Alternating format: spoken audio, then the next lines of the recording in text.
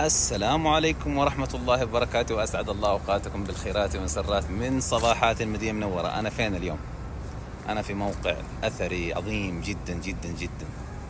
أحببت أن أذكر نفسي وأذكركم وأذكر كل من تصله هذه السنبات وهذه الكلمات بزيارة شهداء أحد. أنا الآن في أرض معركة شهداء أحد، ما بين جبل أحد، الجبل الذي أخبرنا عنه الحبيب المصطفى صلى الله عليه وسلم بأنه جبل يحبنا ونحبه، وبين جبل عينين جبل الرماه الذي كان يقوده عبد الله بن جبير. اليوم حقول لكم معلومات جميلة عن الشهداء صحابة رسول الله صلى الله عليه وسلم اللي حثنا عليه الصلاة والسلام بزيارتهم. هذا المكان من السنن النبوية المكانية في المدينة المنورة اللي ينبغي ما ننساه، ونتذكرهم كما كان يتذكرهم حبيبنا المصطفى صلى الله عليه وسلم. ونحن في هذا اليوم الجمعة 3 من ربيع الأول لعام 1446 من الهجرة، 6 من سبتمبر عام 2024. أذكركم وأذكر نفسي بأن حبيبنا المصطفى صلى الله عليه وسلم حثنا على زيارة شهداء أحد، لهم حق علينا، هكذا علمنا حبيبنا المصطفى صلى الله عليه وسلم. فأنا أوجه رسالتي ليس لزوار المدينة. زوار المدينة عادة إذا وصلوا المدينة يجوا هذا المكان ويسلموا على شهداء أحد، لكن هذه الرسالة حقيقة لكل أهل المدينة. أريد منكم كل واحد يسأل نفسه ولا يكتب لي، ما أبغى أحد يكتب لي، كلنا مقصرين، لكن احنا بنذكر بعض، والتذكير هذا أمر مهم في ديننا الحمد لله رب العالمين. متى آخر مرة جيت سلمت على عم النبي صلى الله عليه وسلم؟ متى آخر مرة جيت سلمت على شهداء أحد؟ متى آخر مرة اقتديت بهدي النبي صلى الله عليه وسلم بسلام على شهداء أحد؟ شوفوا هذه المقبرة اللي خلفي الآن تماما، هذه فيها سيد الشهداء حمزة بن عبد المطلب، وفيها مصعب بن عمير أول سفير في الإسلام، وفيها عبد الله بن جحش من المهاجرين رضي الله عنهم وأرضاهم. اليوم حقول لكم بعض المعلومات عن هذه المقبرة. انتم عارفين انه هذه المقبرة او شهداء احد بشكل عام فيها اكثر من 70 صحابي؟ تخيلوا 70 صحابي، يعني انتم تتكلموا على اكثر من 10% من الجيش استشهد في معركة احد، لأن الجيش كان ما يقارب 700 شخص. اكثر من 70 شخص من الشهداء، منهم 7 من المهاجرين فقط، وكان العدد الأكبر من الأوس والخزرج، كان من الأوس تقريبا 29 ومن الخزرج تقريبا 36 صحابي، تخيلوا. السلام عليكم دار قوم المؤمنين، أنتم السابقون ونحن إن شاء الله بكم لاحقون، نسأل الله لنا ولكم العافية. السلام عليك يا عم رسول الله، السلام عليك يا سيد الشهداء، يا سيدنا حمزة بن عبد المطلب رضي الله عنك وأرضاك.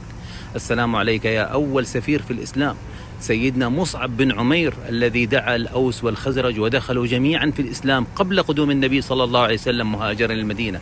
السلام عليك أيها الصحابي الجليل عبد الله بن جحش. السلام عليكم يا صحابة رسول الله.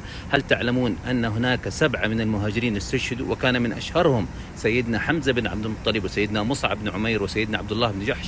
ومن الأوس تقريبا 29 صحابي، من أشهرهم حنظلة بن أبي عامر غسيل الملائكة الذي غسلته الملائكة في أرض المعركة بعد استشهاده، وسيدنا عبد الله بن جبير الذي قاد المسلمين على جبل الرماه رضي الله عنهم وأرضاهم، وكان من الخزرج ما يقارب 37 من الصحابة رضي الله عنهم وأرضاهم، وأشهرهم أنس بن النضر صاحب المقولة المشهور.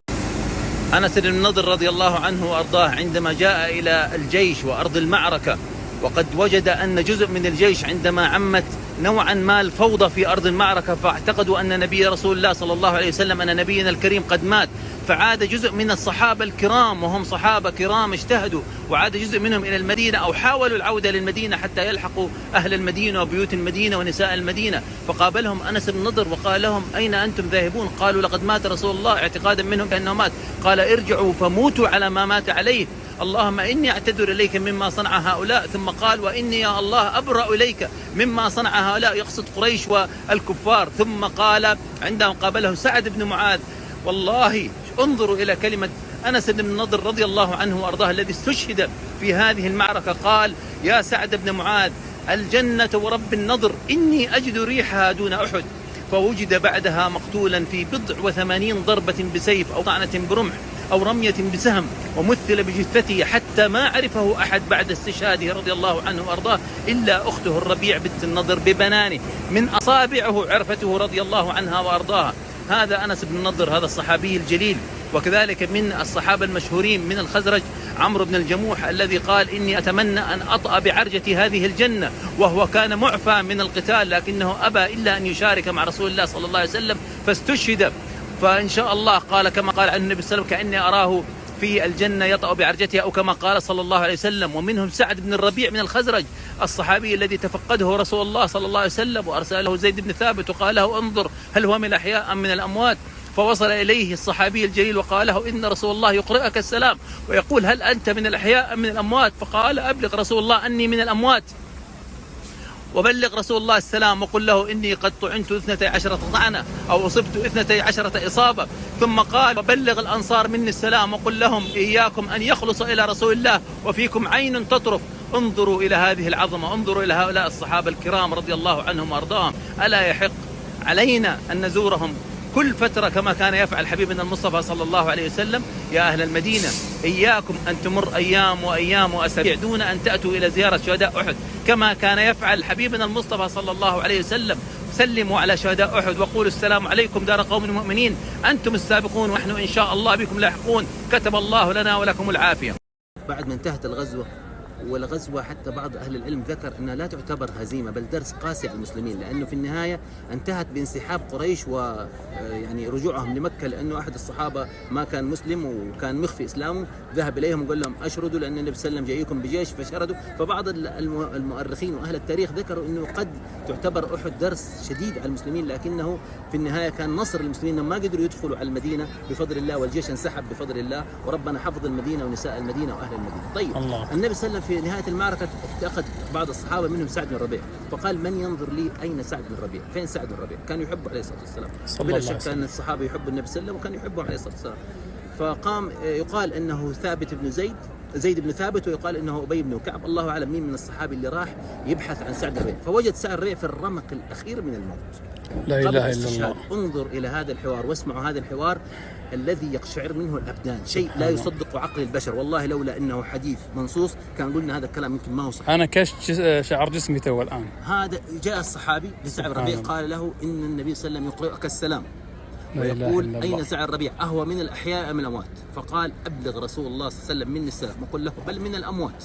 لا إله إلا الله. الآن شهيد يتحدث قبل استشهاده بثواني، قال اقرأ النبي صلى الله عليه وسلم وقل له جزاك الله خير ما يجزي نبيا عن أمته. الله أكبر. ثم أقرأ مني واخبر رسول الله أني طعنت 12 طعنة. سعد الربيع رضي الله عنه وجمعنا به في جنات النعيم. آمين. ثم أخبر قومك من الأنصار وقومي من الأنصار وابلغهم لا خير فيكم إن خلص إلى رسول الله وفيكم أو منكم عين تطرف. يا رجل لا قال له أوصيك على زوجتي ولا قال له أوصيك على عيالي ولا قال له أوصيك على مالي، واحد بينه وبين الموت ثواني يا جماعة، بينه وبين الموت ثواني، خلاص بودع الدنيا، ما تكلم على أي أمر من أمور الدنيا. قال رسول الله يا أخي شو الحب هذا؟ شيء والله عظيم. الصحابة شو يحبون النبي سامي يا أخي، حب عظيم. أسأل الله أن يجمعنا بسيدنا رسول الله. آمين يا رب. إيش لما الرسول وصل له هذا الكلام إيش قال؟ رحم الله سعد نصح الله ورسوله حيا وميتا. اعتبروا النبي صلى الله عليه وسلم انه كان يتكلم وهو ميت شهيد. لا اله الا الله. اعتبروا انه كان ميت. اللهم صل وسلم. قال نصحنا ميت وحي. اسال الله سبحانه ان يجمعنا بهم في جنة النعيم. امين. كما جمعنا في هذا المكان بدون ترتيب وبدون موعد، اسال الله ان يجمعنا مع رسول الله اللهم امين.